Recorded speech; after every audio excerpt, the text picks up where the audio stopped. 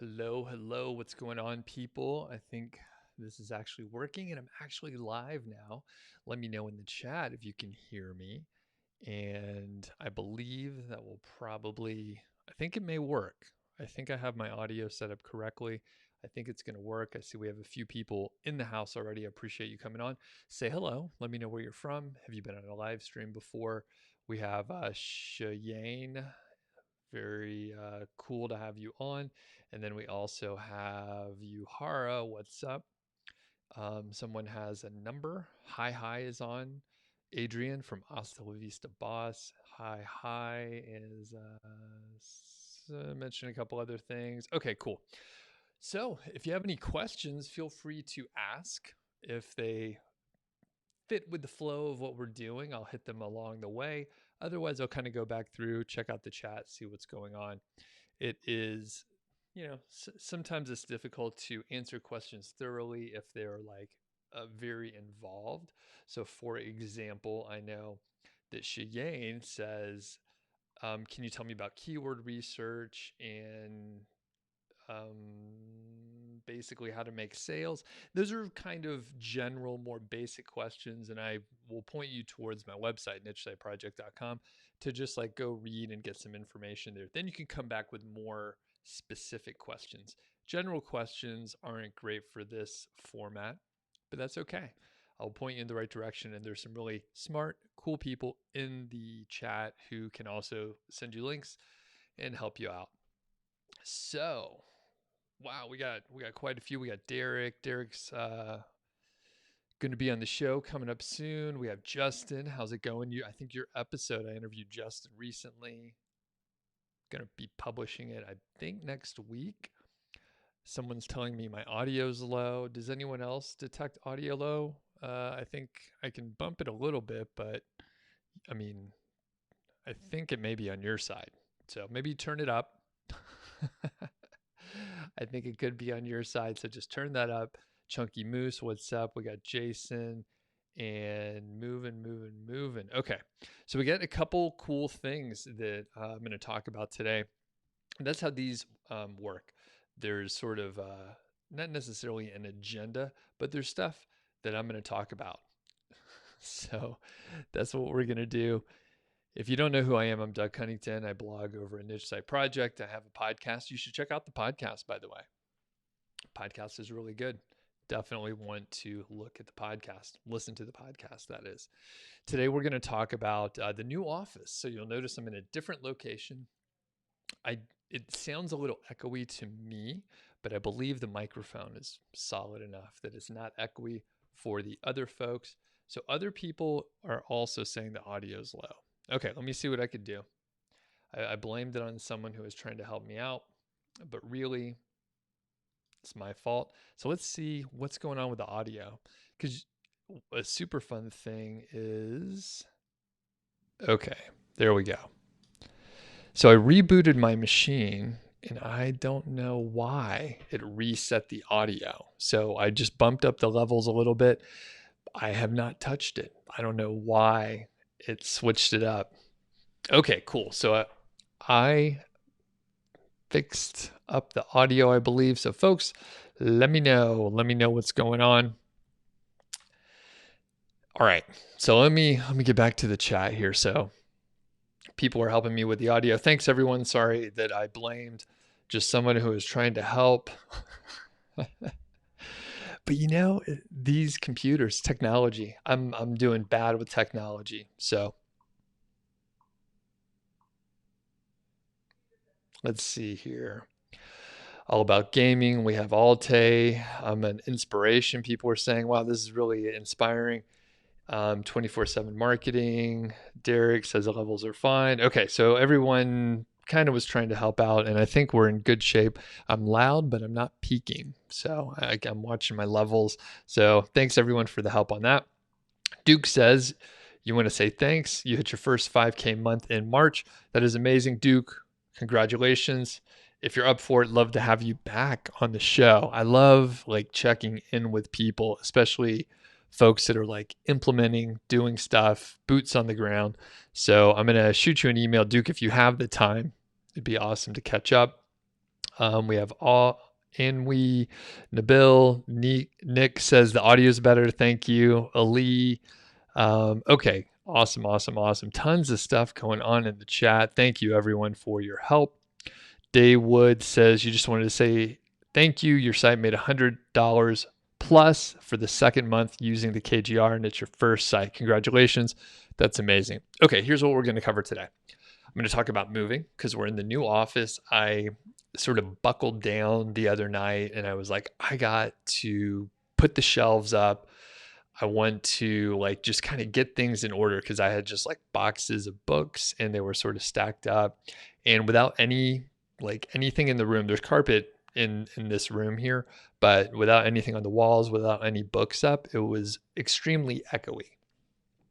I don't think you could hear it on the microphone or anything like that, but I could hear it and it was making me aware, distracted. So I was like, I'm just going to build these bookcases. I'm going to put them up and then, see how it goes. So it didn't take me too long. They look good. I like this sort of background versus what I was working with before.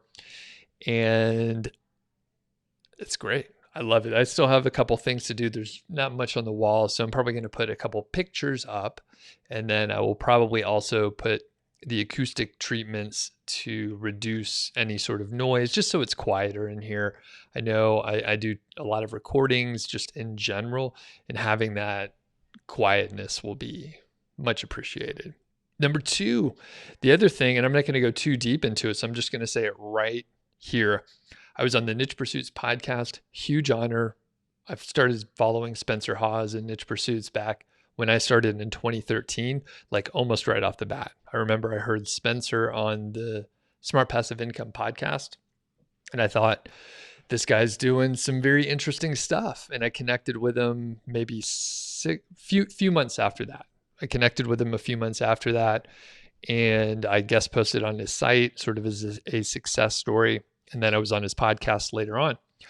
Recently, like a few weeks ago, we had a conversation about YouTube. And you may notice that Spencer's doing a lot more stuff on YouTube these days. And I think it was sort of on his sites beforehand, but I was like, yeah, here's what I'm doing on YouTube. I just make videos, like really like just basic stuff. I do live streams, and he was like, all right, sounds good. And yeah, he's been publishing a lot more videos, so definitely check those out.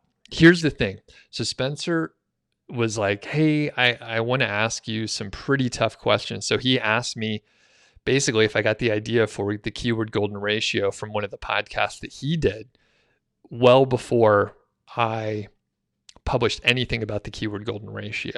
So I'm not going to tell you right here what I said or anything like that, but I put a link in the description here in the show notes. So if you want to check out that episode, basically he's like, did you take the keyword golden ratio idea?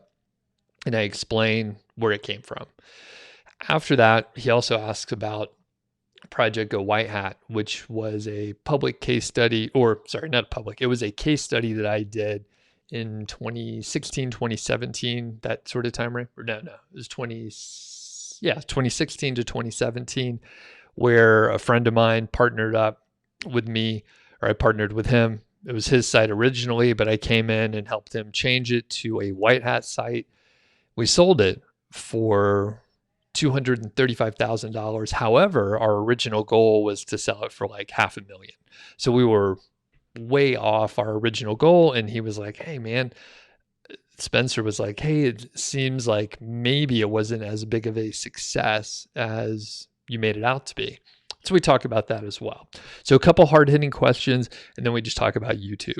So definitely check out the episode. And if you enjoy it, I highly encourage you. Well, if you enjoy it, shoot Spencer an email, ping him on, Facebook in his Facebook group or whatever, and just say, hey, it was cool having Doug on. It's always good. It's more likely for me to be invited back on shows if you let him know. So that'll be much appreciated. All right, I'm going to hop back to the chat because it looks like it's blowing up over there.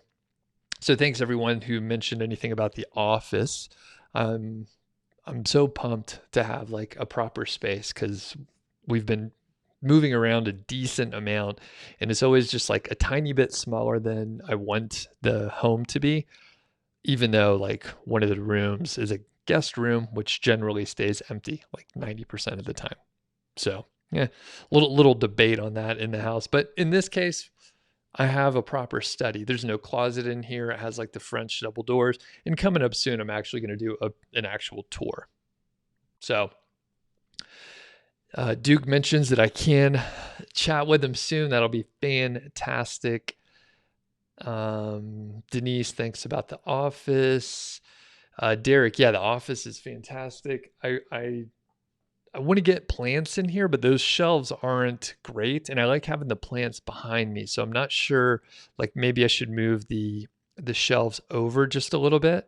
So there's a little bit more space like behind me where I could put plants on the floor. At the same time, this room is actually quite dark. It looks bright behind me, but it's pretty dark in this room. That is I think that, what direction is that?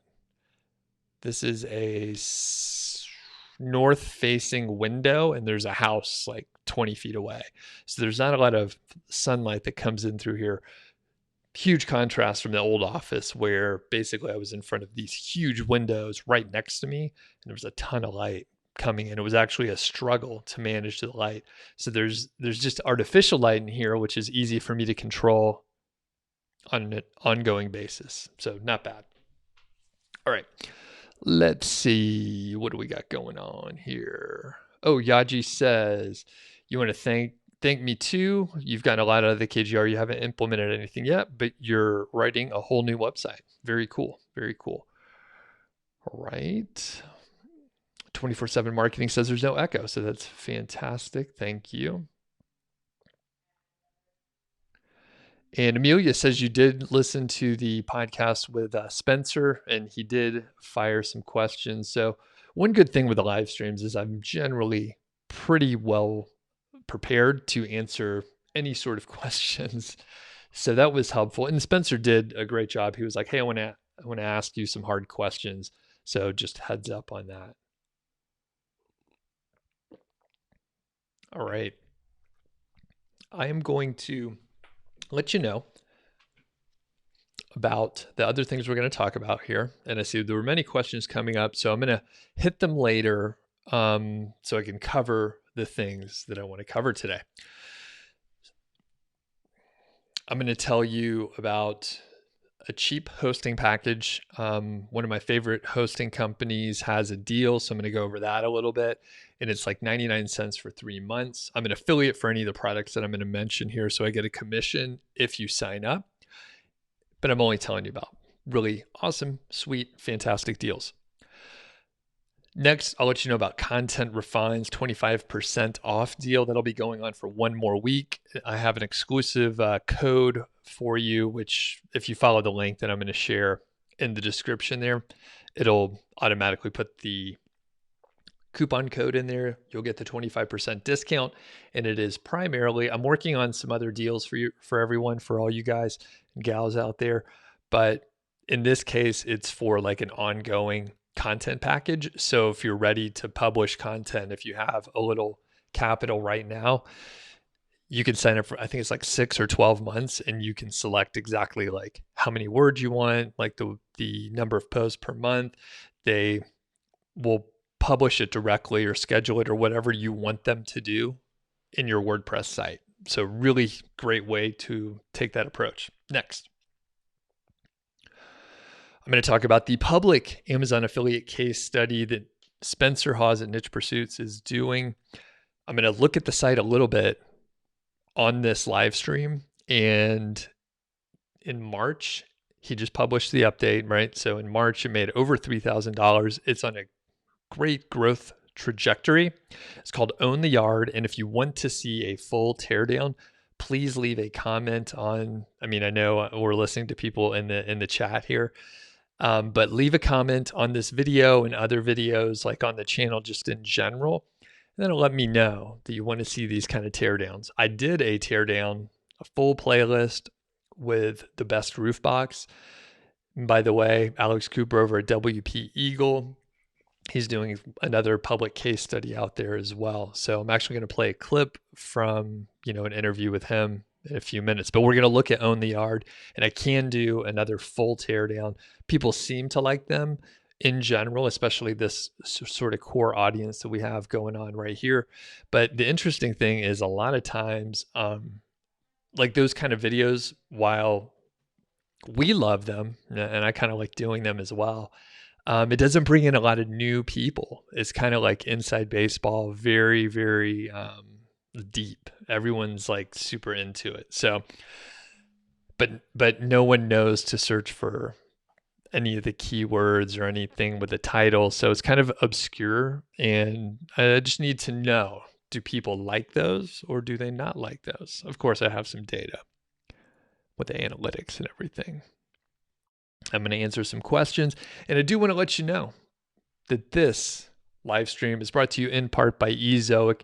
Ezoic is a Google certified publisher. They are doing great stuff over there. One of my favorite tools that I've been experimenting and playing around with is a site speed accelerator. I took a site from, I think it was like 27 to 30 for the Google Page Speed Insight score to like 98 and 99 with just a few clicks of a button. They have a 7-day free trial. You can click the link in my description down there, or if you're watching on a device, I don't know how you get to it, but you could find it. 7-day free trial on that site speed accelerator. Very easy to set up. You don't have to enter any credit card information. I think you have to put in like your email, a password, and then your site. I think that's about it. So it's truly a free trial. And if it works out for you, fantastic. If it doesn't, I encourage you to work with a support team over there. They're very good. And if you want to get into display ads, they have some display ad capability, to say the least. They do a great job over there. Very smart, intelligent. Well, there's AI behind it. So there's some machine learning behind it, and you can check it out over there at Ezoic. So thank you to Ezoic. Okay. Before I get into some of the other meaty stuff, I do want to show you some of the traffic trends that I'm seeing. I know for a couple weeks, traffic dipped on many sites. And I heard it from students. I heard it from people in the chat here. I saw it on my own sites, little dips here and there. But then people were getting used to being home, or maybe more homes or more states had the shelter in place instruction. So traffic seemed to be going up pretty decent amount. I mean, I'm seeing like record traffic on a couple sites. It's kind of crazy, but at the same time, I mean, people are at home, they're getting bored. They're trying to figure out what to do. And yeah, it ends up being okay for us affiliate marketers. So let me share my screen, see if I could do this. It's always a guess what's going to happen when I click this button. All right, let me make sure I got the right window and everything. It's probably not going to work. Just telling you. Oh, worked. Kick ass. Okay. So what we have here is just one of the sites, and you can see, and this, I'll tell you, there's different like dates that I selected. I can't remember exactly why, but I selected a couple other dates, and you can see here on this one, traffic is roughly going up. And this is from February 1st until the current date, right? February 1st to the current date. So you can see traffic is on the uptick just in general. This is not, it doesn't seem to be a seasonal trend, just in general, but because there's no seasonality in this particular site. Next one, this happens to be the Age Site case study site, and you'll see there is quite a bit more traffic coming in. In fact, there was record traffic when you look in this little section right here. That's supposed to be kind of an arrow, but I made it a little bit close to the peak. So you can see, I mean, traffic is popping in over there. and it's popping here. Now it did drop back down there, but in general, I mean, you can see traffic is on the upward tick, and this is all the way back from right after I bought the site in July, and it's just been going up, going up. Little hiccup here, you know, right there, and then it looks like there's just a little more growth, and you can see the dip in traffic right here as more of the COVID stuff was going on. Next, there's another site. So this is a newer site that I haven't really talked about much, but you could see this is from mid-January, and there was some hosting issues back over here in this section right here. So I just wiped that out so that it wasn't going to confuse me or anyone else. You can see traffic dipped a little bit here, and then it's starting to go up here, and then I actually started to improve content in this section. More specifically, my VA started to work on some of the content there, and almost immediately after the changes were made, there's a pretty significant uptick in traffic. So pretty awesome overall. And I think a lot of people are seeing more traffic these days, at least in the last couple weeks here. So pretty cool. Let me know in the chat, like, do other people have some traffic increases out there, or how's it going? Yeah, just mention it in the chat here. And the other thing I want to show you is the super awesome hosting deal, if I can get it out. Again, I'm an affiliate, so keep that in mind. But basically, you can start a site for like 99 cents. All right. So that's the deal over here. It's 99 cents. So let's see if I can zoom in. So this is SiteGround. That is the company that I'm using. And they are just making it a little bit cheaper for people to get rolling. And you see right there, it is 33 cents per month. So it's $1. I'm trying to share the screen here and have my little video in line. So I think I'm struggling here. So basically it's $1 for the first 3 months, and then it goes back up to I think it's a higher price, but I believe it's still discounted after that. But if you want to get started, this is probably the cheapest way to get into it right now. I have not seen such a deal like that. And it's such a good deal that, in fact, as an affiliate, they're like, hey, you could push this out, but we are subsidizing this heavily. So we're not going to pay you your normal affiliate fee. We're not, like, there's a much longer waiting period. I don't know how it all works, but I know this, my friends, is a very good deal. So if you are thinking, hey, I want to get started over on SiteGround, I need to switch hosting. I've heard people talk about SiteGround. I don't want to pull the trigger yet, blah, blah, blah. Now it is just for the startup package there. So it's only for the cheapest one that you got going on. And it's not for the more expensive packages there. So let me hop back over to the chat to make sure I don't get too far behind. Let me pop over for the full screen here, and then we'll go back and we'll look at some of the other details on. I think we're going to look at a real live Amazon affiliate site, Own the Yard. That's the one we're going to look at. Okay.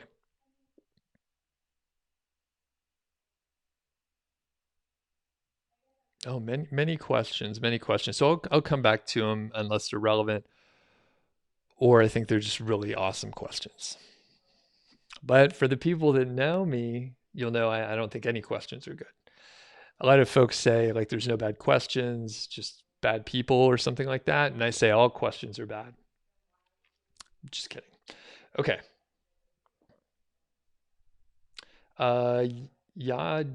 Yaji says, you have a question on how to compare the KGR to the keyword difficulty on KWFinder, and does the keyword difficulty even matter? So you can't really compare one or the other. I think if you find a keyword phrase that has a low KGR and a low keyword difficulty on KWFinder, that's really good. it's fitting both criteria. If one doesn't fit, it doesn't mean it's a bad keyword or anything like that, but just use that as a data point and just remember, hey, this one had a low KD, but a high KGR. Let's see what happens. So I encourage you to test. And going through. Oh, the person with a number for a name says you get the 3-month on SiteGround for 99 cents, but is it good? How many articles can I publish using 10 gigabytes of data? So I will tell you, the amount of space that you have is not going to be your limiting factor. So don't even worry about it. I would say if I had to quantify it in an actual term, which I think I saw in the chat, someone was actually doing that. 10 gigabytes is roughly about a shit ton of data. So don't worry about it. It's more than you will ever be able to write in your whole life. Trust me, that is a lot of data. Justin says, have I hired any editors through Upwork? Yes. Do I have any tips about going about that? I highly recommend that you promote one of your writers. So that's a really good way to do it. And then the other thing is you can probably try and find editors that are sort of like overqualified if they're new to Upwork. So Justin, you're in the 5-Figure Niche Site course, and you know I like to hire people that are new and fresh because they end up wanting reviews and they'll work for a little bit cheaper. Now there may be a little bit more turnover, but it allows you to train someone up fairly quickly and inexpensively overall. And moving on. Again, I just want to make sure I don't get too far behind.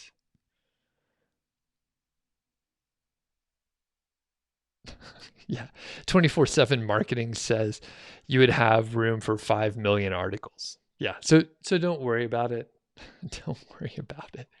The size is going to be totally fine. Jaron, what's going on?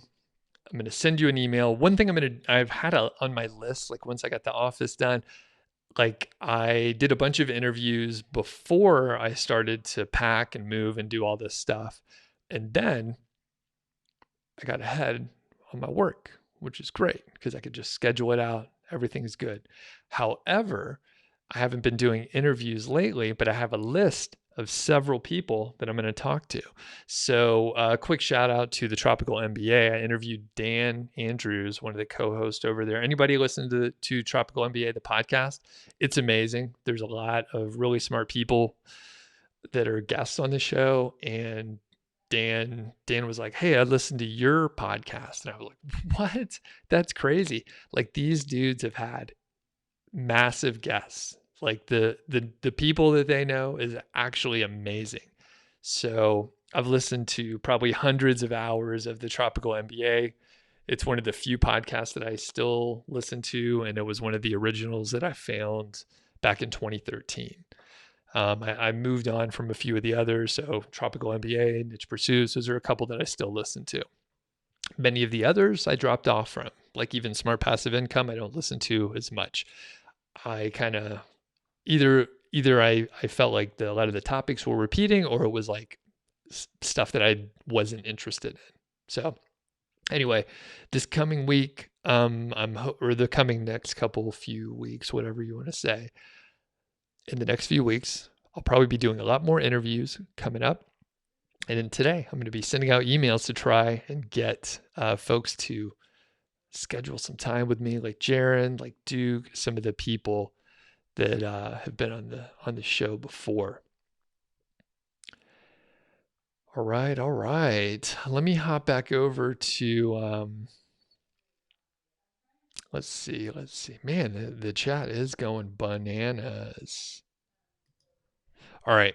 And people that are asking sort of like basic questions, like Mohammed says, how can you find all the keywords? You're having trouble. So I have probably, I don't know, 60 videos on keyword research. So all you have to do is like search for it. Somebody mentions to go check out Spencer's video he published a couple days ago. So there's a lot of different ways to approach it. The other thing that we can get into here, someone says how to trust content writers with keywords. I mean, there's so many things that you have to do to launch a site. Keywords are valuable, yes. However, I mean, if a writer has the keywords, but they're just a writer and they don't understand the marketing portion, then you really don't have to be worried about anything. Stephen Buchanan says, yes, I'm kind of bitter sometimes, talking about me. So he's right. Good to have you on, Stephen. Okay, cool. Next thing we're going to look at is Content Refined, because they have this pretty cool deal just for my audience, I believe. Honestly, I'm not sure. All right, let's see if this can work for me again. Boom. Okay, we're sharing the screen. Things are happening. I actually think my little video is supposed to be up here somewhere. Can I do that? I mean, we were doing it before, but I made it go away. I'll look at it in a second. Okay, here's what I want to show you. So Content Refined, these are big packages, by the way, all right? And you know what I'm saying, big packages. Everybody get it? So Content Refined, it's a content company, and I actually have worked with them a lot in the past. I know the owners and the people that are running the shop over there. So this is an exclusive package, and it's for bulk content. So they have 6 different packages. You get a dedicated project manager for 6 to 12 months. So it's a 6 to 12 month package here. You get a content plan, and basically it's automated content deliveries on a monthly basis. They do the writing and the editing. They use MarketMuse and other content marketing tools. MarketMuse, for people that aren't familiar, it's a high-end, very expensive tool, and it helps them write content and use the right words to attract the most traffic and rank for the most keywords out there. So fairly straightforward, but it's a very expensive tool. It ends up being, I don't know, I think it's like $1,000 a month or something like that. It's very, very expensive. Very expensive, but it's a great tool, just expensive. But a content company can afford it. They also publish to your site. They can leave it on draft mode, and potentially they can do some of the other formatting and stuff, internal and external linking. If it's in draft mode, that gives you an opportunity to send your VA over there to add your affiliate links, for example, and they do put in stock images as well. If you follow the link in the description, the coupon code Doug20 will already be in there. And here's the thing you could select. You could do 4 articles per month, 8 per month, 12 per month, and you can go for 6 or 12 months. Obviously, it gets a little bit expensive, but I can tell you, this is a very, very competitive rate. All right. This is actually cheaper than some of the other services that I've used, which is kind of shocking in my opinion. A little bit crazy. So when you look at this, right? So if you do the 6-month package, for example, you're publishing 8 articles per month. That's 2 per week. You're getting 48 articles for less than $100 each. So when you think about it that way, and you understand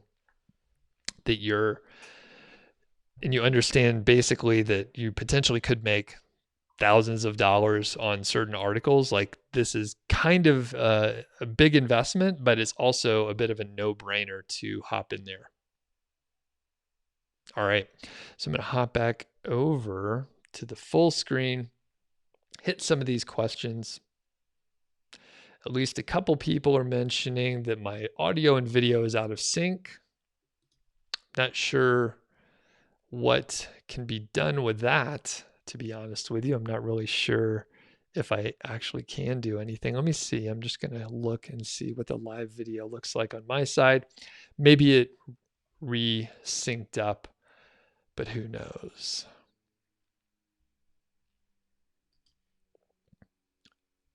Anuj says, is it the right time to start an Amazon affiliate site in the current situation?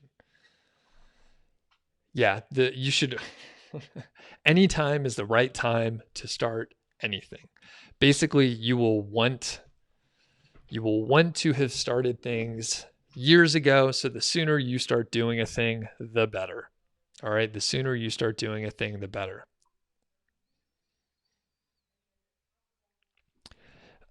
Tanu says, what's the difference between an English as a second language and native writers writing for a niche? Well, it depends on the individual. You could, make a you could make a generalized statement that like ESL is not going to be as high a quality or anything like that, but that's just not true. There's some people that speak English natively and they can't write worth shit. But then there's some other folks that maybe they speak 4 different languages and they can write beautifully, perfect grammar in any language. There's actually a few folks that I worked with and from different countries. They they actually would have like better grammar than me. They had better grammar than me.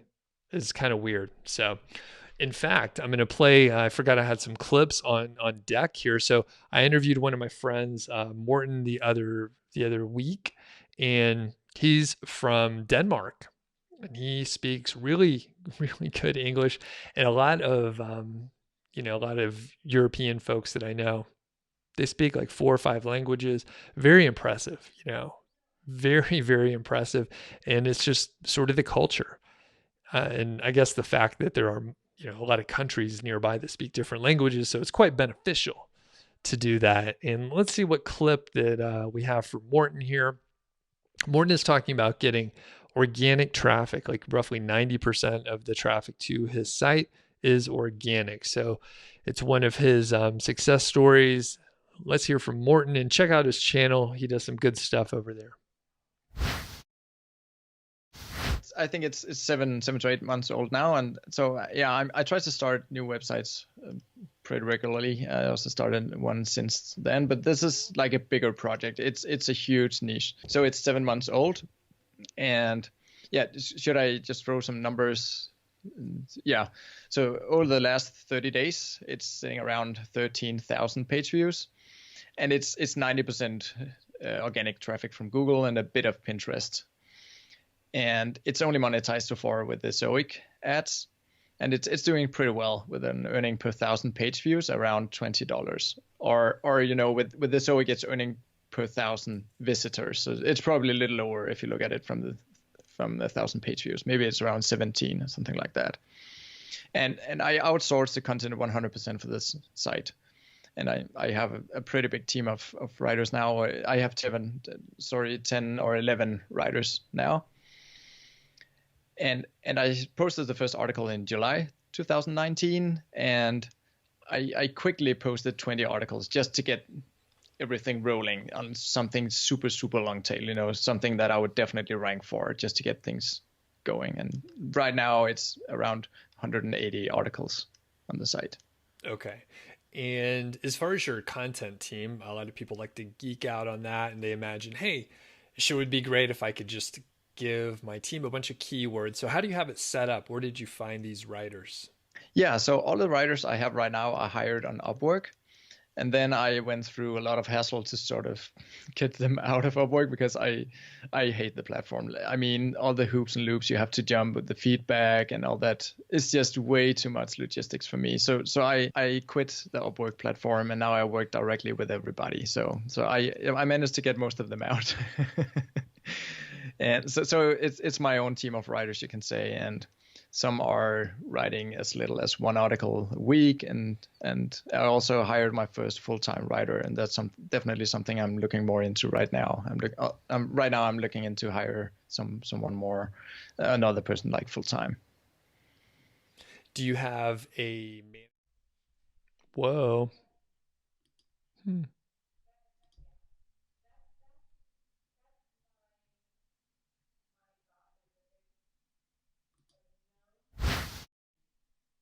manager type, or do you work directly with each of the individuals?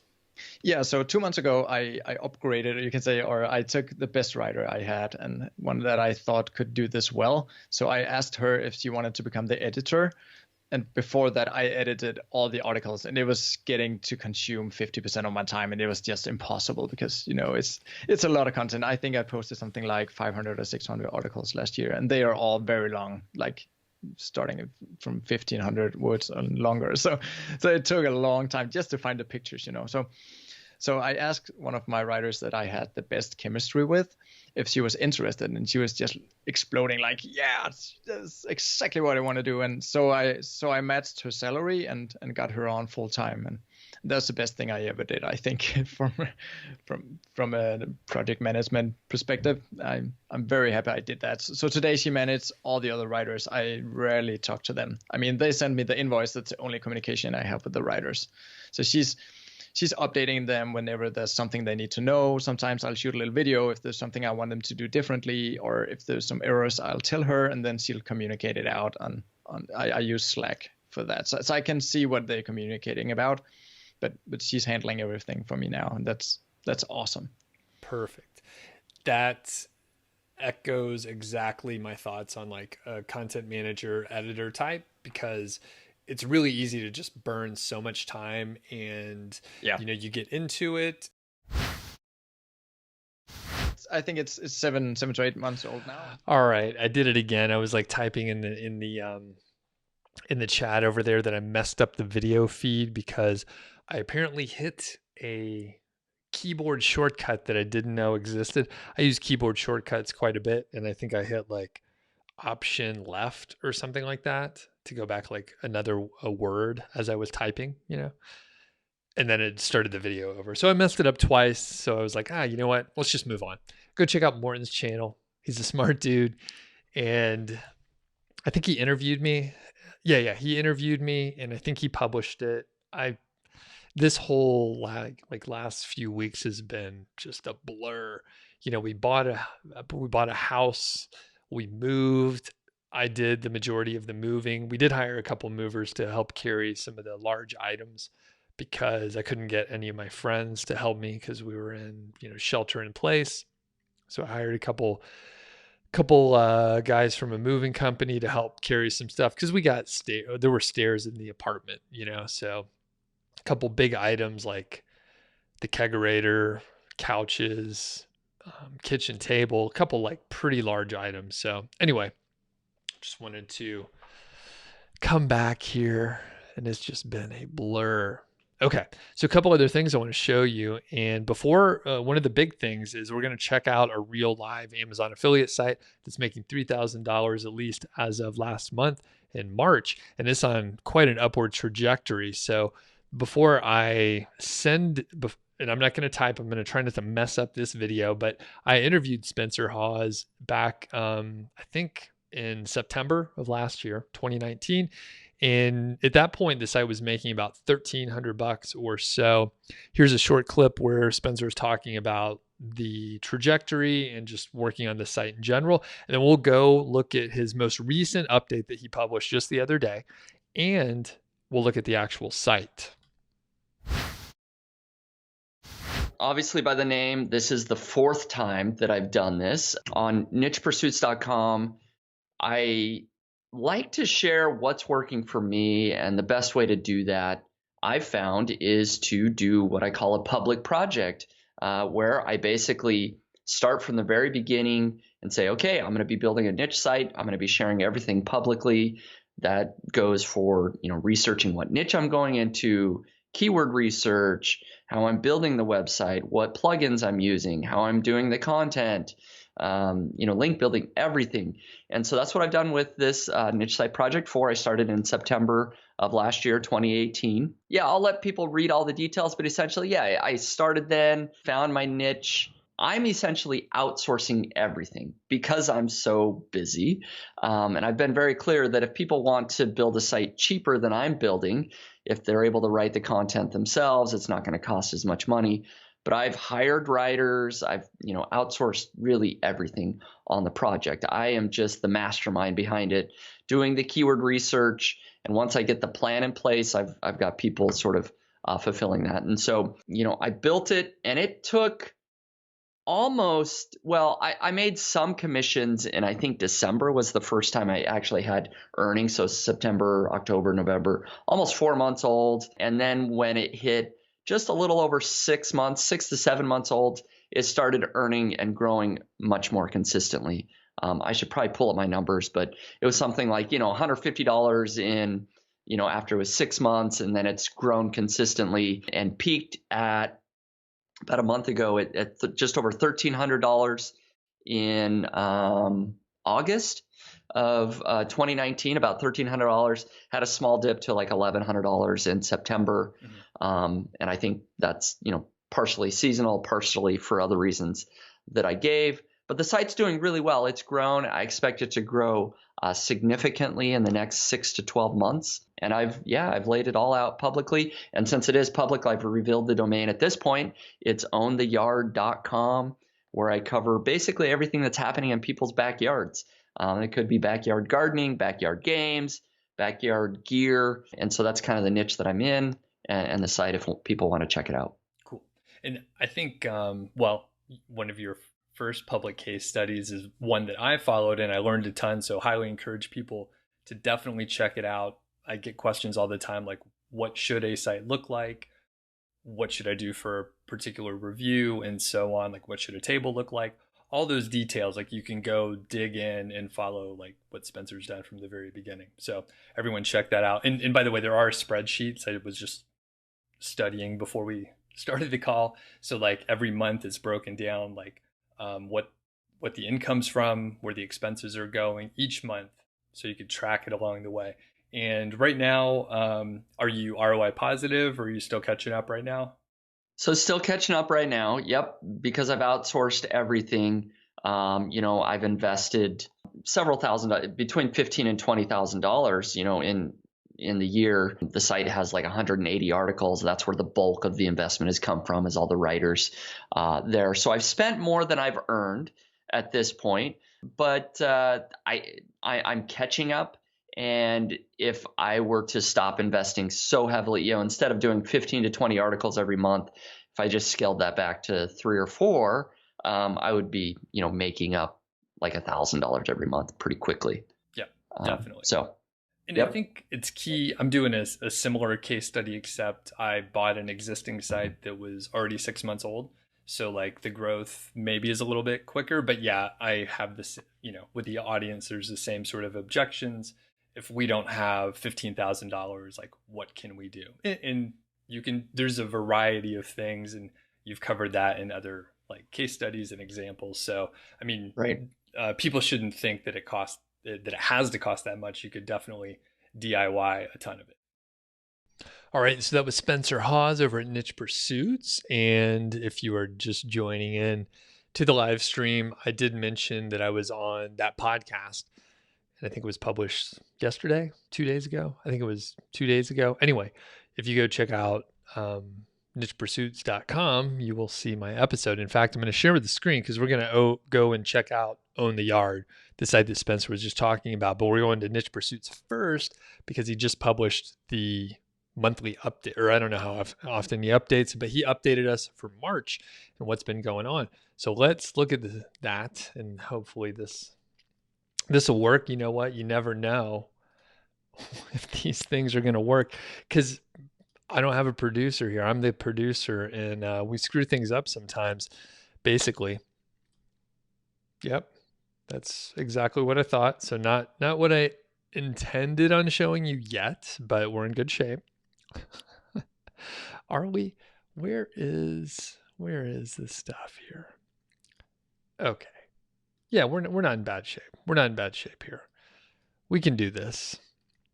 We're slowly working our way through this, and it will all be fine very soon. Okay. I think I'm showing the right thing. Spencer says, Google loves my site. Niche Site Project 4, the monthly report for March 2020. So here's the thing. you can see right here, the earnings are way up. So earnings maybe dipped a little bit in January, but then they jumped up a ton and it broke the $3,000 per month mark. That is amazing. And this, as it's sort of an outdoor living type site, the stuff going on in your backyard, January and February, you kind of would expect not many people were thinking about going out in the backyard and stuff like that. But you will see that since it's seasonal, this site is probably going to take off. And Spencer mentions that there was a low point of $1,000 in earnings in September, and that's sort of like the end of the summertime period. So you can keep that in mind. Now, you have the Amazon earnings listed here for March, and you see, $1,700. So we know that he's getting something like $1,200+ from other revenue sources, which is probably like display ads. And Spencer goes through everything in his report. So do check it out. And as I mentioned before, let Spencer know that you found his stuff through me, if that is the case. Like if you haven't heard of him before or anything like that, just let him know. It helps me, show that I could bring some people to the table. So as we scroll down, he has some Ezoic earnings as well, which is, again, partial sponsor. And you can see right here, pretty solid amount from Ezoic, $1,400. So nearly the same as the Amazon revenue. Pretty darn close. And you could try out Ezoic yourself. They have a lot of different tools, and they have a very smart way of optimizing the ads for maximum revenue and for the user experience. So check it out here. I'm not going to go through this whole thing here because obviously it would be a little bit boring, but I do want to mention a lot of people are asking questions over, and I'm trying to only answer questions that are highly relevant to what we're talking about or, interesting. If you have like sort of maybe a more basic question or one that I skipped, most likely you could find the answer to that question over here on my blog. You can actually sign up for the email list. I share all my templates and systems that I use, plus a lot of other people use them. And basically, if you scroll down here to the bottom, and then you go to start here, you can go, you'll get this little pop-up deal. All right, I like doing things the hard way, but I encourage you to sign up for the email list. The place that you should probably go is here. So you go to start your own Amazon affiliate site. You can check that out, and the FAQs. The cool part with both of those is there's a plethora of information. In fact, this guide here spans, I don't know, it's like 100 pages. So I have turned this into an ebook at some point, put it all together. It's out there for free somewhere. Probably if you sign up for the email list, I think I made it available and some people use it that way, but it's just a bunch of blog posts. It's more than that. I mean, it's the size of an ebook, but I divide it up into bite-sized pieces, and it takes you through the whole process here. It takes you through the whole thing. So check all that out, read it, and then you can go to the FAQs. So the FAQs have keyword research questions. You got Amazon affiliate site questions. What do Amazon affiliate sites look like? How could I post content? How often should I post content? Can I publish multiple posts in one day? What about images? I saw like multiple people are asking about images. We covered it already right here. And the problem is twofold. One, I get bored if I answer the same questions over again. And a couple people pointed out that, I get kind of grouchy if I'm not enjoying what I'm doing. And I have the luxury to do things that I like to do. So you can see here, I give you a lot of information about images, but the cool thing is I don't go on and on. I don't drone on for like 45 minutes, 4,000 words telling you where to get free images or anything like that. Sometimes you like look at it for a recipe, like how do you bake potatoes? And it should say like, 1 hour, 350 degrees, test it with a fork. But instead, they're like, I've loved potatoes since I was a young boy. My whole family had potatoes. And speaking of potatoes, did you hear about this famine that happened? Blah, blah, blah. And it takes like, 2,000 words to get to a 3-line recipe. Turn on your oven, wash the potato, throw in the oven, bake it, cook it till it's done. So the point is, I try to answer the questions in a concise way when it should be a concise answer. So I highly recommend you to check out some of the different guides that are over here, particularly if I didn't answer your question over there. That is the reason why I didn't answer the question, because it didn't fit with the flow, and I want to show you Own the Yard. So this is the site right here that is making $3,000 per month. All right. It is on an upward trajectory. I highly expect it will be making more money in the future. And I really want to figure out how to add my little video back over here on this screen. I don't know what to do. So those are the audio levels. I'm just trying to figure it out. So this is the site, and you'll see up at the top, I've been looking at furniture over at Wayfair, among other places. So that is one of the display ads. That's one of the display ads there. And as you scroll down, you see the featured content. One of the great things that Spencer's doing is he's putting informational posts as well as affiliate posts out there. So that's why he's able to pull in a lot of revenue from display ads. It's great. It's a great approach. Obviously, Spencer's been around the block. He knows what he's doing. He has a very good strategy on this. And you can see you got the 21 backyard landscaping ideas, which I literally have to do some of the landscaping actually I have to do all the landscaping in the backyard. I enjoy doing that sort of thing. It's good to get outside. So I've been raking like rocks out there. It's kind of a disaster at this point in time. So you got backyard design ideas, and you have this recent buying guides and reviews.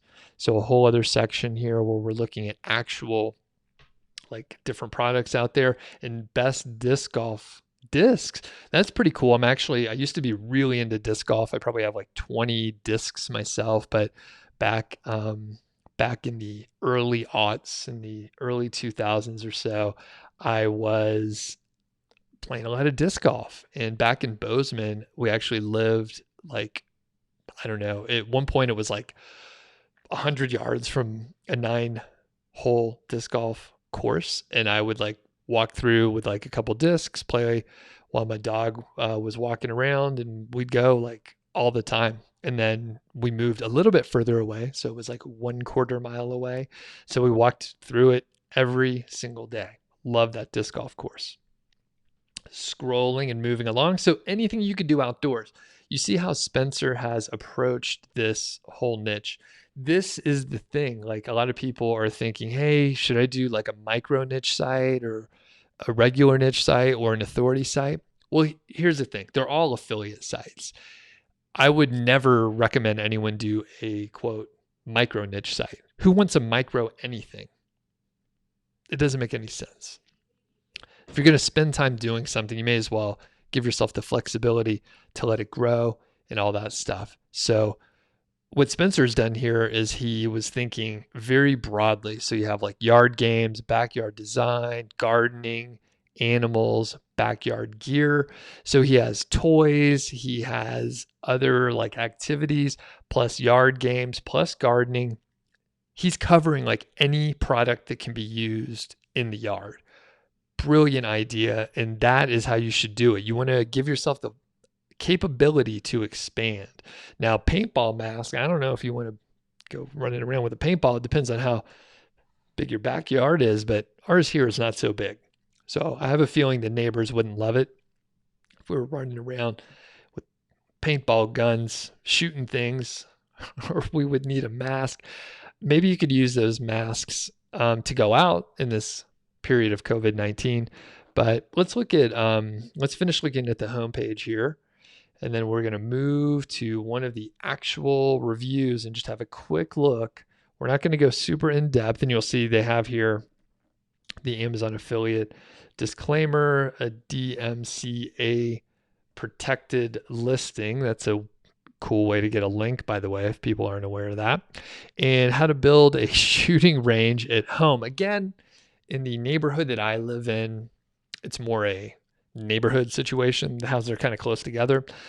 But if you lived in a more rural area, I would say, you can have a shooting range. In fact, I recall in Montana, they had some outdoor shooting ranges. They weren't necessarily like, in someone's yard, but people did have some big yards. You could shoot guns out in Montana. There's a lot of space, not a lot of people. All right, let's look at one of these actual posts here. Let's find something that I don't know as much about. Oh, you know what? Let's look at the disc golf discs. Couple quick things, and then I'll hit a few questions, and then we'll finish it all on up here. So big, huge, like hero type image, a disc flying through the air. It's a good shot. I think that's a good shot overall. You have a simple design. You have black text on a white background. It appears like there's no sidebar over here. We'll see how it goes as we scroll down. It's kind of funny because this isn't centered up, and I do have sort of a smaller size window here because of the way I'm sharing this. But yeah, it appears like there's no sidebar. For my taste, this content section is a little bit wide. I would maybe narrow it down a little bit. And the thing is, there's sort of like an optimal number of characters per line. So if you think of that, I don't know what the optimal number is. I can't remember off the top of my head, but I would maybe make this smaller by somewhere between more narrow. I would make this more narrow by something like 10 to 25% or so, and just make it a little bit shorter of a line. So maybe I would just come out to right about here. I think that probably looks a little bit better visually to me. He has a table here. It is important to point out. So we have a table right here, and you have an image. You have the title of the product. You have the rating, which I don't think this is allowed. It is unclear if this is the Amazon rating or if it's Own the Yard, if it's their rating. So I always stay away from stars like this. 5 stars I don't do, because it could be confusing to the visitor whether or not that is a Amazon rating or if that's your rating. So I call it like the editor's rating, and I never make it out of 5 anythings. So make it out of 10. You could do 100. You could do 1,000, whatever you want. You could do 7. I would not do 5 stars. Right? You don't want it to be confusing. The price is listed here. That is okay, because the prices are pulled from Amazon via the advertising API. Spencer is using some kind of plugin here. And if I understand how this looks here, if I had to guess, I'm going to say that's AAWP.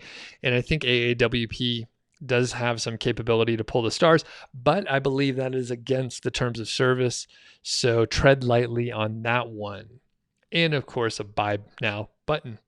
So moving on, we're going through the different kind of discs out there. So there's a putter. It's just like regular golf. You got the putter, you got some approach, you got drivers, stuff like that. So all the things that you know about from regular golf, those are in there too. And as we scroll down, they have a little feature box here. And again, I think this is AAWP.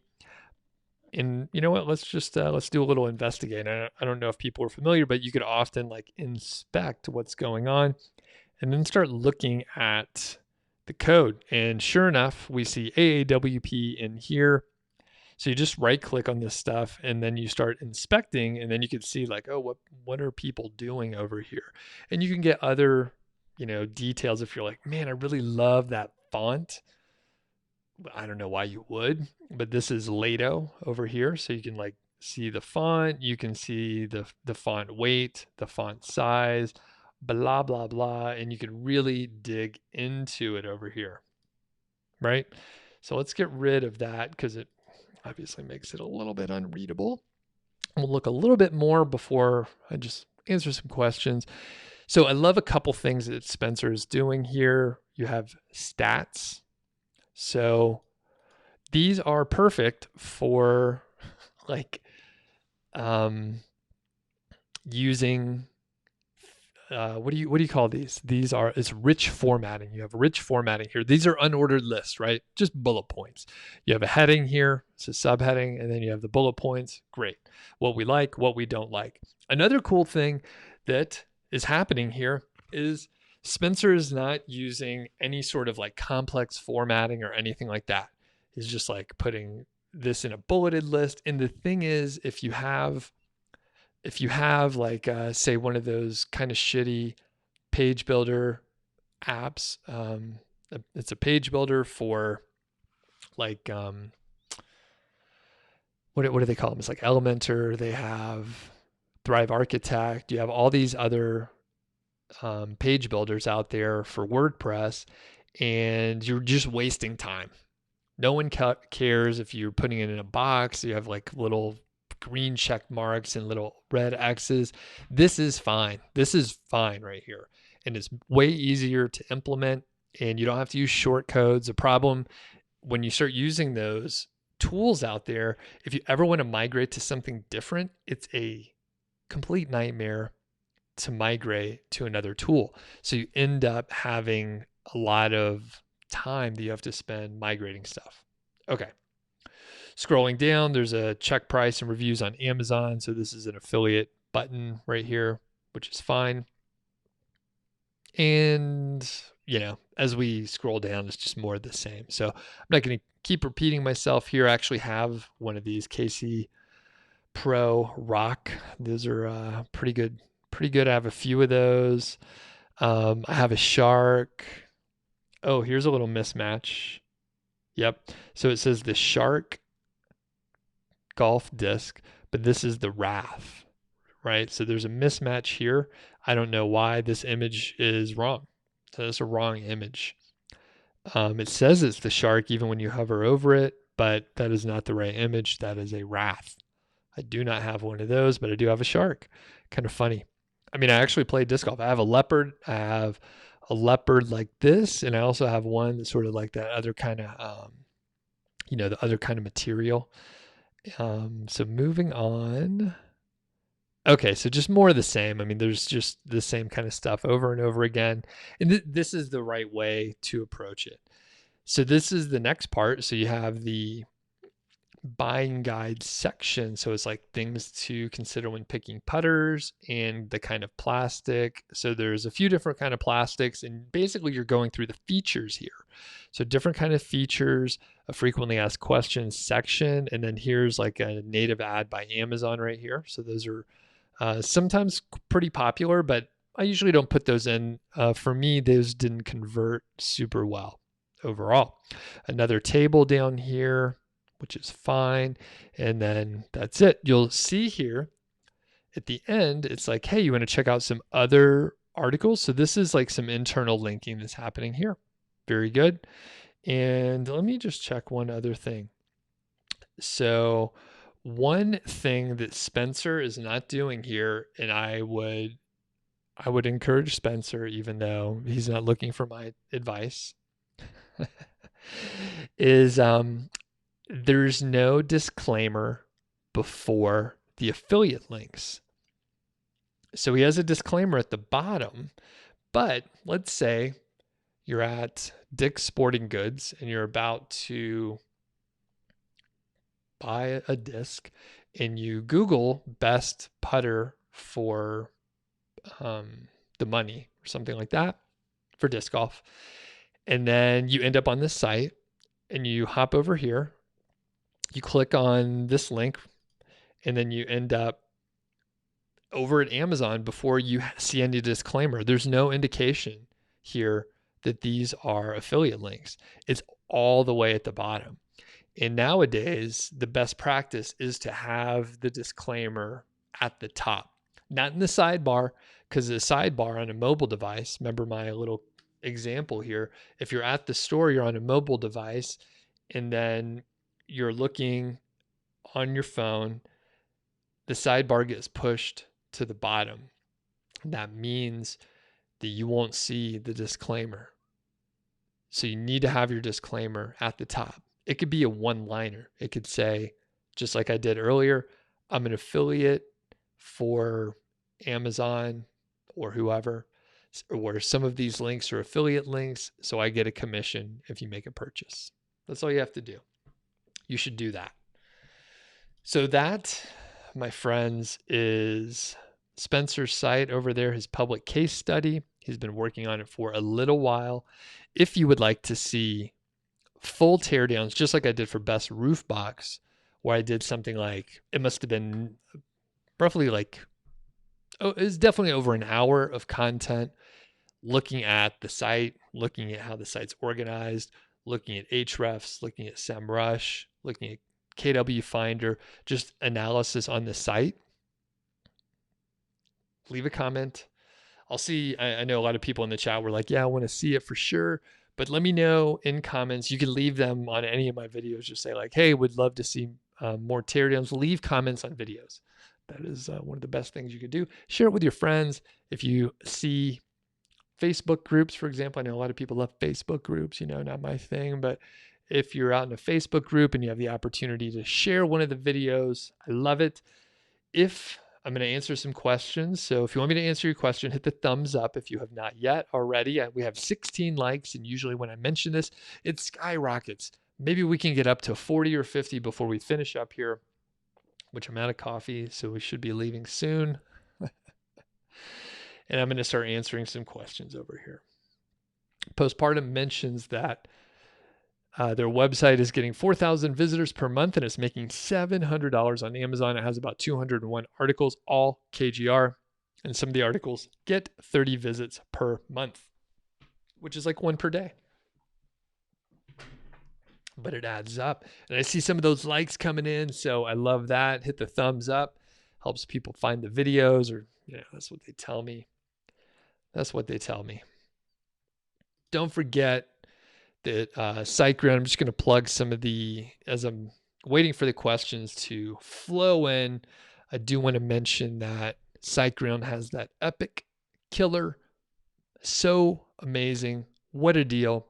99 cents for 3 months.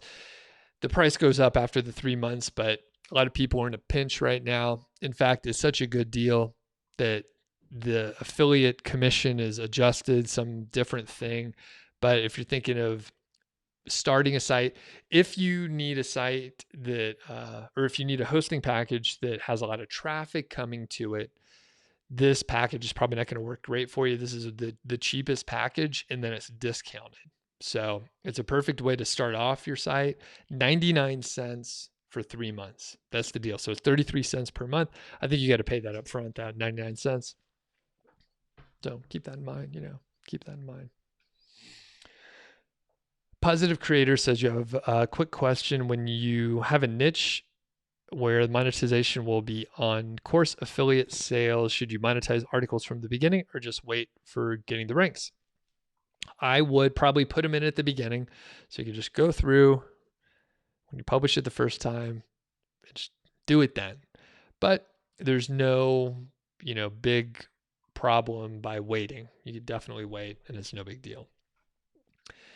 Danish says, is there a way to report it? But I'm not sure what you were talking about there. I'm not sure. If you want to ask again, that'll be fine. Yuhara says, what are my thoughts on AMZ Images plugin? SiteStripe is not cutting it. What plugin is worth it? Okay, so two things. I like SiteStripe a lot because it just works and there's no updates. They're not going to mess with the Amazon affiliate API or advertising API or whatever. So when you're using other plugins, there's always a little bit of a risk that some kind of little thing could happen. So I like SiteStripe a lot, even though the images are small. If you want high quality images, the product that I recommend is Amalinks Pro. I can't remember if there's a link in the description, but I am an affiliate, so I do get a commission if you buy through my link. I highly recommend it in general. It is a much more versatile tool. I've never used AMZ Images, so I can't comment on that, but I know that Amalinks Pro does a set of activities. It solves multiple problems for you. So if you are looking for an Amazon affiliate plugin, I would use Amalinks Pro.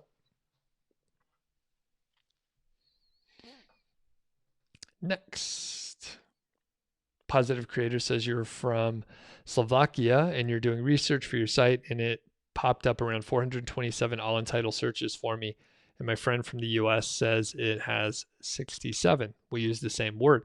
So you guys were in different locations, as you're telling me, and oftentimes the IP address and the geography make a difference. So I would check again, and I would probably, that's kind of a funny one, but I have heard people get totally different numbers when they try multiple times themselves. So yeah, I would maybe check again. If you're targeting the US, I would go with the US number, whatever your friend is getting. And then if you're targeting Slovakia, then, use your number. Jason says, these days, is it still good SEO to include an embedded video if the video is not from your channel? Yes, I believe so.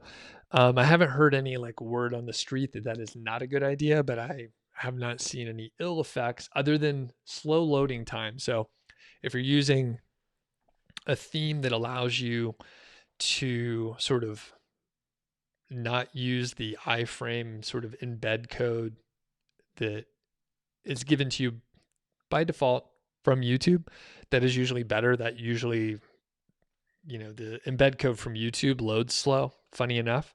But I use the Focus WordPress theme by Chris Pearson over at DIY Themes. So I would check that out. I'm not an affiliate for that product, by the way. Paul says the ad was massive over there on the website. Yep, I think that was a big ad over there. That was a very large ad. Khalid says, for me, 800 pixels is the optimal width on the desktop and 100% width for mobile devices. So the big thing, and I'm not a design expert or anything like that, but Khalid, I would say you can also play around with the width of the content section. So not just the width of the entire screen. Maybe 800 is perfect, but I don't know. It just depends. When I looked at that one, whatever site we were looking at, the Own the Yard, I was like, it's a little bit wide. I don't know what it was, but yeah, it did probably look over 800. Sagar, you're looking for the best SEO optimized theme for Amazon affiliate. You're saying Schema from my theme shop. I don't know. I've never used that one.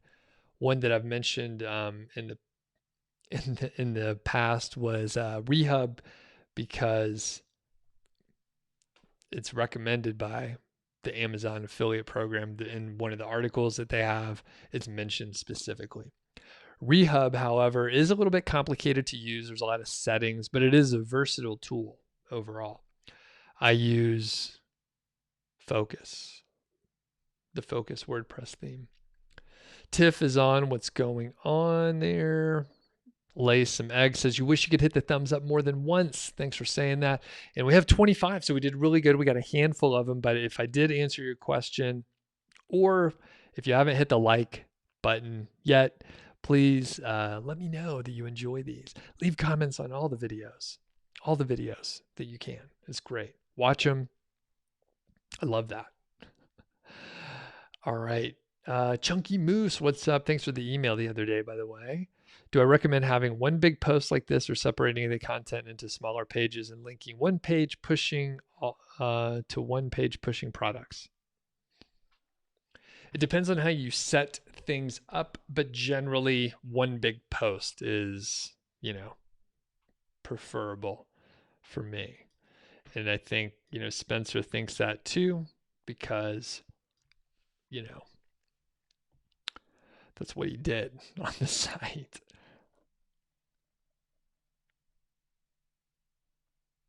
All right, next. Justin says, because of Corona, I think my site might hit 1,000 And that's one good thing to come out of the virus. Justin, that is amazing. I may want to talk to you again if you're able to, just for a quick one.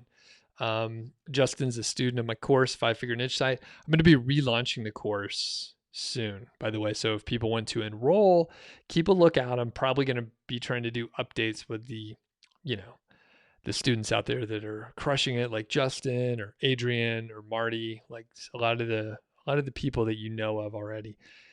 Soon, Derek's going to be interviewed as well. But Justin, that's amazing, dude.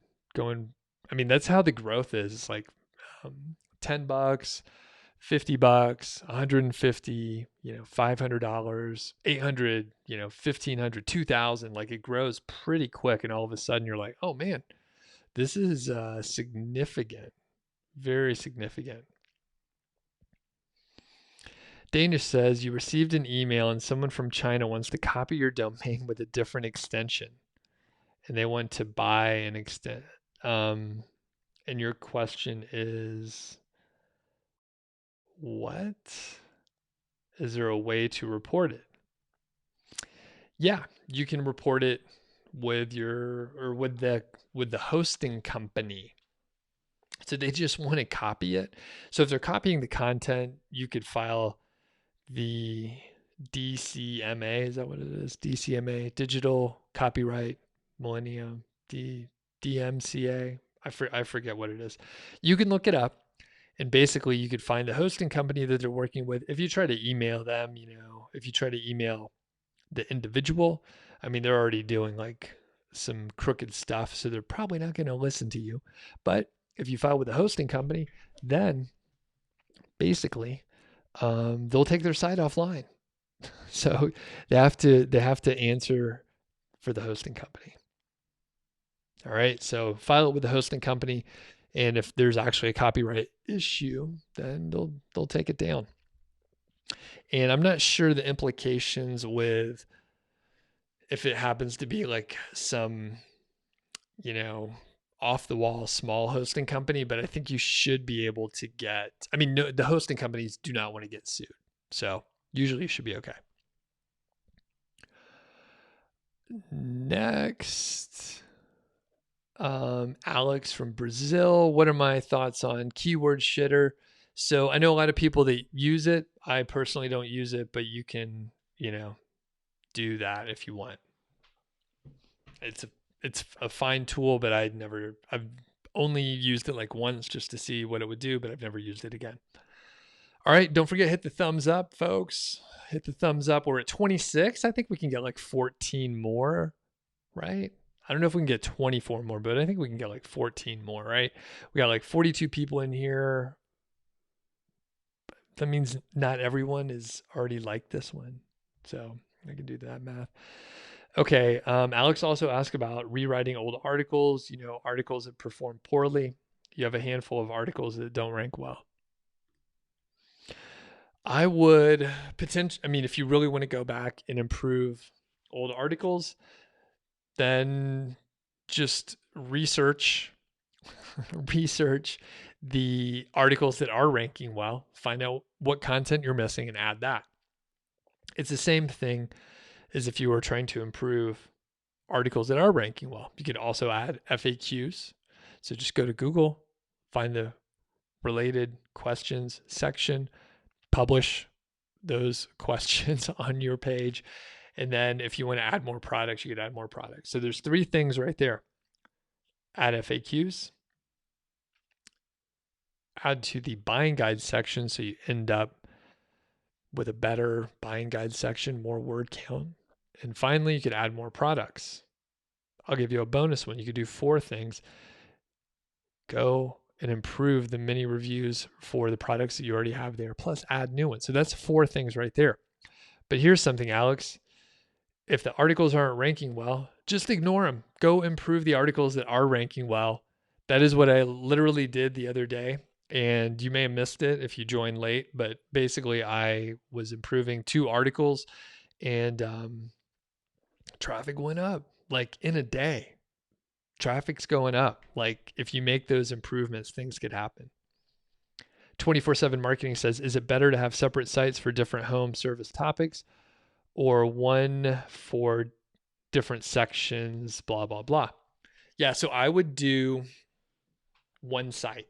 I would do one site, but I would focus on one area at a time and then branch out. Once you get traction in one area, then I would branch out. All right, cool. We're getting way more likes here, which I really appreciate. All right, Justin, I'll shoot you an email. Hopefully your move went smoothly as well, and you're all set up down there in sunny Florida. Ray says you have a typical Amazon affiliate site with 10 to 15% informational articles. I have one article that receives over 10,000 page views per month. I don't have ads on the site. Any ideas how to monetize the article? Yes, I do. Ray, I recommend you do this. In my description for this video here, I have a link to Ezoic. And Ezoic I don't think they have, I think they're pretty soon, there's going to be way fewer restrictions on like the number of page views. But if you have 10,000 page views on that one page, and at least a few other a few other informational articles, Ray, you'll be in perfect shape. So I would display the ads on your informational articles, and I'm pretty sure you'll be able to pull in more money. There are other options too. This whole live stream is partially sponsored by Ezoic, so I got to give them a shout out. And they're not going to have the restrictions that some of the others have for like page views. And it sounds like you don't want to cannibalize your Amazon affiliate sales, which you shouldn't do. You don't want to do that, right? You could also check out like AdSense, and there's a bunch of other like ad networks out there, but I would check out Ezoic, see how it works out, apply, and you can also check out, AdSense and stuff like that. Thanks, Chunky Moose. Thanks, Danish. All right. And Alex says, you consulted with me last year. Of course, I remember doing some work with you, and you made some sales with only 4 or 5 articles without any backlinks. Okay, folks, do you hear that? So Alex did some consultation with me. 4 or 5 articles, no backlinks. They've made sales. Top 5 Super, fun name. You're a big fan. You started affiliate marketing, but you failed. So the only thing is, you only fail when you quit. We all have sites that we messed up on. We have sites that, we didn't think much of them, and maybe we didn't plan far enough ahead. Maybe we're too ignorant to, understand that we were doing something dumb, which describes like half of my sites, by the way. But the cool thing is, as long as you keep iterating, you're like, hey, I messed up on these 4 areas. Next time, I'm going to pick better keywords, or I'm going to approach it differently. In fact, I recently did an audit for someone. And by the way, in the chat, let me know if you're interested in audits out there. So I audited someone's site, and they were trying to do like a full review site for like everything under the sun, any product, anywhere. I mean, they were basically like trying to compete with any product that you could purchase in like Walmart and Target combined, and like hardware stores and outdoor stores, like anything any product, they were trying to target that. And they were getting 0 traction. They're not ranking for anything. They're getting 0 traffic. They have a lot of articles, and you really got to focus on one, and then you could branch out. But the thing is, they still, like, even though they messed up in so many ways, they're going to be able to recover. All they have to do is just adjust. So it's really rare to like completely fail. And Hasnain says you're going to start a new site. You're going to start a new site with a KGR. Fantastic. You can do it, buddy. Let me know how it goes. Cigar says, are plagiarism and duplicity, I think you got an extra word in or extra syllable in there. The same thing. Duplicacy. Yeah, I think you got an extra syllable in there. I don't know what word you're trying to write, but yeah, it's like duplicate content. They're copying. That's one of those where you can Google it. Hey, you know what I can do for you? Let's do this. I'll show you this cool thing. I'll show you this cool thing here. Where is it? Sagar, let me show you this trick. All right, it's gonna blow your mind. You're gonna be super amazed here. I'm gonna share my screen so you can see exactly what's going on. And I think I need to zoom out just a tad. But look, there's this cool thing. It's called Google. All you got to do are plagiarism. And yeah, they had the same issue as me, which gives me I was like, oh man, is there this word? I don't know what it is. I know all the letters, but I don't know what it means. So are plagiarism and duplicate the same thing? So plagiarism is when someone steals content belonging to someone else and passes it off as their own. Duplicate content is when content shows up on more than one web page. This can happen in a number of ways, on the same website or on different websites. So yeah, I would say, Cigar, there's this new tool out there. It's called Google, and you can literally like ask almost any question. And sometimes it'll give you a good answer. Sometimes it will not. However, I do realize that I'm a jerk. And we're here like answering questions. So you were just trying to do the right thing, Cigar. So this one's on me. I'm a dick sometimes. And I didn't know what that word was. So there we go. All right. Any other questions out there? Anyone else want to ask a question after I just did that? Suresh says, does the KGR help get a site out of the sandbox soonest? The answer is no, not really. However, it helps you get traffic sooner. So it's, a little bit different. It's a little bit different than what you're asking. So it doesn't get you out of the sandbox. Getting out of the sandbox would be like if you were able to then target keywords with huge search volumes and be able to rank quickly, but I believe you're still probably in the sandbox. And you may have missed the clip earlier with Spencer Hawes from Niche Pursuits, but he was even mentioning like, hey, once the site hit 6-7 months old, traffic really took off. So, it's just another anecdotal story of the sandbox. Once you get past 6 months, sometimes some people see the same kind of bump after 12 months as well. Next, the secondary part, as the KGR articles get ranked easily and start getting the traffic. So yeah, I'm splitting hairs on this question. But basically, it doesn't get you out of the sandbox sooner, but it gets you traffic. So I would use the KGR because you'll get traffic sooner. Tapas is asking how to outline content. So yeah, all you got to do is, write down the ideas, and we could do a little demo here if we want to. But yeah, I would probably Google the term and see what other people have done to outline or to organize their content and just use that off the bat. And all right, so people did slightly enjoy the new tool called Google that you can use, and you can just ask questions. You could do whatever. In fact, I have a device in here. I'm not sure if it'll pick it up well. Hey, Google, what's the temperature? In Longmont, it's currently 70. See, it's brilliant. Sometimes it's a little off base, but asking the temperature is usually pretty good. And actually, we can do it this way. This is another game we could play. I could put my Google Home device like on the desk so I could ask questions and then put the mic right on it. Now, I want to give a big shout out to Mohammed with a super chat. Excellent super chat. So I enabled super chat a while back, but I usually don't ask for anything, but this is amazing. So Mohammed, thank you very much. I'm going to answer your question. I'm going to be nice. For once here. Hey, Doug, I have a question.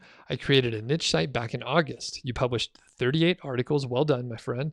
And so far you did link building and somehow managed to get links from big authority sites as well. Kick ass, you're amazing. And currently you're getting 100 plus organic traffic and 1,000 clicks on Amazon per month. So that's 100 organic visitors daily and 1,000 clicks on Amazon per month, and you're only getting 4 to 5 sales. You're not sure what's going on. Is it with the site or with the affiliate links or what? Okay.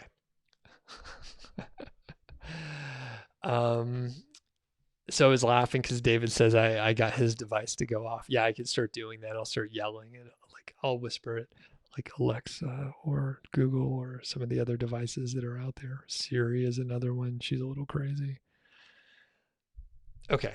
So there's a couple things that could be going on, Mohammed. So number one, you're doing a good job publishing articles. You're doing a good job like getting traffic. 100 organic daily visitors is pretty good. All right. At that point, I would say you should probably be making about $100 per month or more. So the thing is like $100 is about average for that many visitors, give or take. That is a broad generalization. However,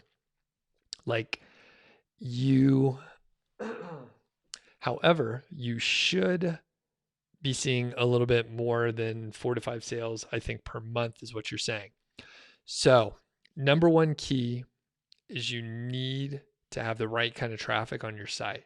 So Mohammed, do you have people on your site? Do you have keywords that you're targeting that are for like buyers keywords? So best wireless mouse, best Zoom recorder, best portable recorder, anything that has best and then a keyword is going to attract people who want to make a purchase. If they're more informational and based, if they're more informationally based, then you're going to have a harder time making the sales. So you need to make sure you're getting the right kind of traffic on your site. Because you're getting a handful of clicks over to Amazon per month, you said 1,000 per month. So let's break this down. So you're getting about 1,000 plus clicks to Amazon per month. You're getting 100 visitors per day. So that means you're getting like 30 clicks over to Amazon per month. That means you're getting about 30% of your visitors are clicking over to Amazon. That's pretty good. That's pretty good overall. So the problem is either the traffic, they're not interested in making those purchases, or something with the products. And it could be if it's an expensive product. So I've seen this a few times where you have like very expensive products where the buying cycle is a little bit off. So like it's a long buying cycle because it's expensive. So for example, if I was buying a new refrigerator, which we recently bought a new refrigerator, if I was buying a new refrigerator, I may have like a very long buying cycle and I'm doing research and I'm not really going to buy anything on Amazon. I was just trying to get some information, go over to Amazon. So if it's very expensive, you may also see an extremely low conversion rate. The conversion rate that you're describing is ridiculously low. All right, so it's ridiculously low. So with that said, I would recommend that you, give me some more information here. So they are best of type products. What's the relative price range? All right. Let's see. All right, Tiff. Good comment there. And Alex is asking about adding videos to post. Yeah, go for it. And Positive Creators, you should probably get a VPN for the US. And I would do that. As far as services that can do keyword research for you, there's one called Human Proof Designs. They have a keyword package for the KGR. I'm an affiliate. There's a link in the description, and I also have a discount code. It is pretty economic. So Positive Creators, I would check it out. All right, Mohammed. So yes, I believe the issue is the products are expensive. So, I mean, once you get over, I would say like $400 to $500, the buying cycle is longer. I've seen people with, say, let's say it's like gaming computers or something. So those are quite expensive. People are doing okay. So I'm nailing it here. So basically over $500 is usually a problem. So you usually end up with, um, yeah, it's just expensive. People are not buying as many of them. So are there any cheaper products that you could also target? The good part, of course, Mohammed, is whenever you make the sale, it's a much larger commission, hopefully, but it depends on the category. So it could be like a lower commission rate. So that's the issue. And this is why in my course, 5-Figure Niche Site, I tell people to aim towards, about $100, something like that, give or take. The cost of products makes a big difference, right? So you don't want to aim for like a niche where everything's like under $20. It's hard to make the math work out. You have to get a tremendous amount of traffic to make it worthwhile. But with the super expensive, then you end up with, some issues. You end up with some issues out there because people are just not buying as much. Yeah, so Jaron is dropping some good knowledge here. Usually when products are that expensive, people don't impulse purchase it. They think about it for a few days, and the Amazon cookie is only 24 hours. Yep. So that is exactly right. And the problem is, like, in a niche where you don't have other cheaper products, then you don't have the blend. The good part when you aim for about $100 is there's going to be some cheap products that are under $20. There's going to be some more expensive products that are over 500, and you're not going to sell too many of the very expensive products just in general, but every now and then one will pop through. If you aim for that more conservative amount, then you'll be in good shape. All right, next couple questions here, and then I got a jet. I've been fasting today, so I haven't had any food, and it's like almost 1 o'clock, so I'm getting a little bit hungry, And Mohammed, do you have any other follow-up questions? And thanks a lot for the super chat there. So I don't know if anybody else has seen that, but you can do the super chat. Give me a little tip there, and I honestly, I don't even push it, and I just answer everyone's questions indiscriminately, but maybe I should just switch it around. And then, like, if people have like legit questions or they actually give a shit, like Mohammed, they'll kick me a tip, $10, really cool. I spent some time chatting with Mohammed here. So yeah, feel free to ask any other follow-up questions, Mohammed. And 24/7 Marketing says you can also put products into the cart and get a 90-day cookie instead of a 1-day cookie. However, the only problem with that is, like, it is a kind of a crappy user experience in many ways. So if someone was like, hey, I was trying to get more information on Amazon about this product, and then they click the add to cart button, they're like, hey, wait a second, I just wanted more information. I didn't want to add it to my cart. Positive Creators also says you'll use my link for sure. Thank you. You should check. I know there's a $99 package. I think it's 25 keywords, but I can't remember. I think it's 20 or 25. 25 sounds right. Because when I was doing the Age Site case study, which I owe everyone an update on that one, by the way. So Age Site case study, I bought 50 keywords from Human Proof Designs, and I think it was $200. Also, Jason mentions that there are free web-based VPN services you could start with. Google it. There's this new tool called Google where you can ask questions, and basically you can get a start that way, so it won't be as expensive. Oh, and Zarar says super chat's not available here. Yeah, much appreciated, Mohammed, and maybe I should start pushing that, because I know some people are like, hey, Doug, I now make hundreds of dollars or thousands of dollars per month. And, they're just looking for a way to pay me. And I don't give people away to make it easy. But I mean, I could even share like my PayPal link so people could just be like, hey, Doug, you should go buy a keg of beer, which, we just moved. So I got the kegerator in the garage and I got a couple kegs downstairs, but I didn't bring them and put them in the kegerator yet. However, there's this great store locally called Wyatt's, and they have kegs of beer that you can get. And I'm going to be going over there later today because they're still open. They were like, hey, just practice social distancing, all that kind of stuff.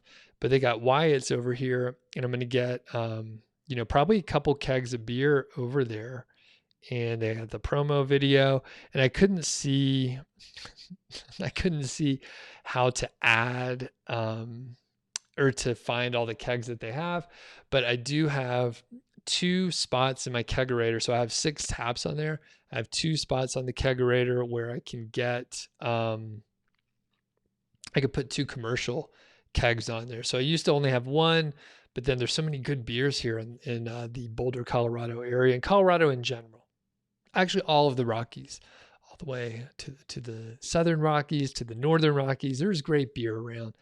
And I mean, there's really awesome beer, like just within 2 miles of where we live here.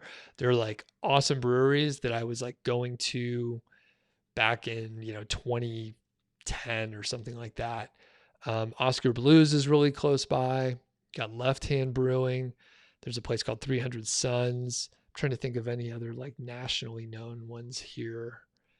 All right. And we will be wrapping it up. Let me hop back down to the bottom of the chat because I bet people are like, dude, how can I pay you money right now to help you buy those kegs, help keep those breweries in business? Because they had to close their tap rooms and everything out there. All right. Technical says, does a spam score exist? It's a Moz metric. How does Google know it's spam? So I would go and check out, the Moz information over there. I don't know exactly what they use to come up with the numbers, and Google and Moz are obviously different. I know that Google is not using the Moz score. They have their own algorithm to figure that out. So, and Daniel, all I have to do is ask. Look at these beautiful people. Daniel says, thank you. And no questions, just thanks. Cool. Yeah. So when people donate the money over here, it goes to many things. I mean, honestly, there's like, these bookcases, they cost money. I got my camera gear over there. I mean, I use this money to buy equipment, but also I am going to get some kegs of beer today. And you know what I'll do? You guys keep a lookout. If you haven't subscribed to the channel, do subscribe to the channel because you'll want to see later today, because these good folks like Mohammed and Daniel, not only do you get a shout out, and I'll give you a shout out later, because on my phone, I can do the stories. So once I get the kegs online, I'll be able to hop over to my device here and I can go over to YouTube, just right here on my phone. And then, it shows that I'm live right here. That's meta. It's me sitting right here, right now. I'm about to pick up the phone. This is going to get really weird. Hold on. I haven't done this before, but I'm literally just wasting time now. Hold on. I'll be holding up the phone. It takes a second, I guess. All right. I'll let you know when. Oh, there it goes. I'm holding up the phone. This is so weird, isn't it? Yep. Boom. All right. So the thing is, I can hop over here and do a little story. So I'll give, it's so cool. It's so cool right now. It's very meta. All right. What's up, Mohammed and Daniel? You guys did a super chat and I really appreciate it. I'm going to be getting a couple kegs of beer. So I'll give you a shout out once I got those babies online out there. All right. So I just posted it, gave you guys a special shout out. And then, Mohammed is really going big. So once I get the kegs online, I will give another shout out. And Mohammed, shoot me an email. Mohammed just sent some more money my way. So he wants to work one-on-one. There's a link in the description, and it's actually the Hire Me page. And I will be most likely rolling things out.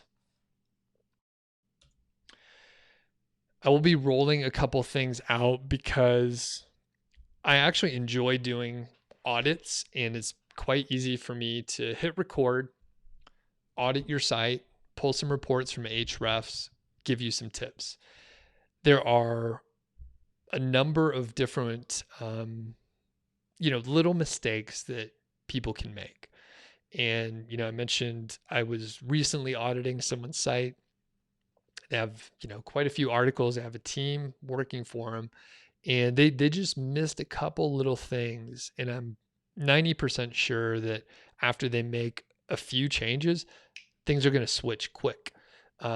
Many times, in the most amazing stories and success stories are basically like you end up tweaking 2 or 3 things, and then you end up getting way more traffic from it right away.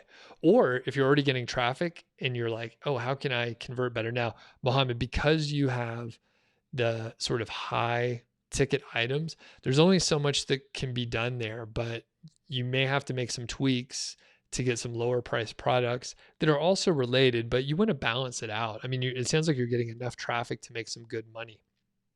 So Mohammed, again, big shout out, much appreciated, my friend.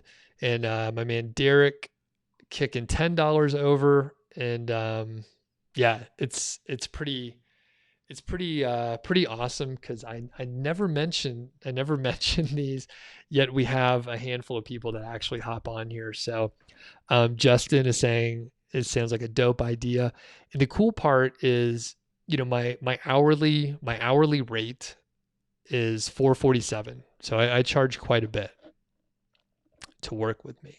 One, it's because I don't do this to sit in front of the computer. I do it because I want to have some freedom with like how I'm running my day. I want to go walk around. I want to go rake rocks in my backyard and try to get ready to put some grass out there. It's a dry climate, very arid out here, but I'm going to try and get a little grass growing because Georgie, she likes to run around in the grass. So my wife wants to have grass back there. So, the cool part is if I just do the recordings, I can charge a little bit less. And a lot of times I still over deliver. So typically it's going to be 30 to 40 minutes. I could pull some reports from Ahrefs for you, and I can record it $300 instead of the typical $447, which is, it's a lot. I don't want to do a lot of 1 hour chats. I enjoy them, love working with people, but 447 filters out people that aren't serious, and it makes it obviously worth my while. So again, appreciate the folks, Mohammed, Daniel, and Derek that kicked over a little on the super chat. Much appreciated. And Chunky Moose, 5-figure niche site, is due to open up soon. I was literally looking at the calendar because here's the thing. I was planning on launching it on April 20th, but I think I may push it 1 week to April 27th. So typically I like to warm people up, get people pumped to enroll. And Chunky Moose, it'd be cool to have you in. If you want to get a head start, we've exchanged some emails. So if you want to get a head start, let me know. I know a guy, it's me, that can get you in early. So if you know you're down, then just let me know. Shoot me an email. I may follow up with you as well. But with that said, I got to get going. Got to get a little food in me, maybe run some errands, head out to that. Actually, I will capture the footage as I'm out there so I can keep giving folks a shout out. So if you're not subscribed to the channel, definitely subscribe to the channel so you can see those little updates, those cute little updates that I'm going to do through the day as I'm buying beer and putting beer on there. Kids don't watch, you got to be 21 or older. But if you subscribe to the channel, you'll be able to see my stories. You could watch them. You can leave me comments. The thing is, almost no one leaves me comments on the stories. So I read them all. And, you can see where this is going. You get multiple shout outs. I talk to you. I'm like, hey, thanks for doing that. Really appreciate it. So everyone have a great day out there. Have a great weekend. Wash your hands. I'm going to be wearing a mask when I go out, and a lot of shops around here are very meticulous. They're like wiping everything down for every single customer. It goes a little slower, but it feels very clean. Now, I haven't been to the grocery store in weeks. Oh yeah. Derek says, don't forget Doug's podcast. I do have a podcast. My wife and I have been doing bonus episodes for Tiger King. So I think there's 2 of them out there. Another one's coming out soon. Who's watching Tiger King? Anybody checking that out? It's so crazy. We finished it. We finished it last night. So with that said, see you later.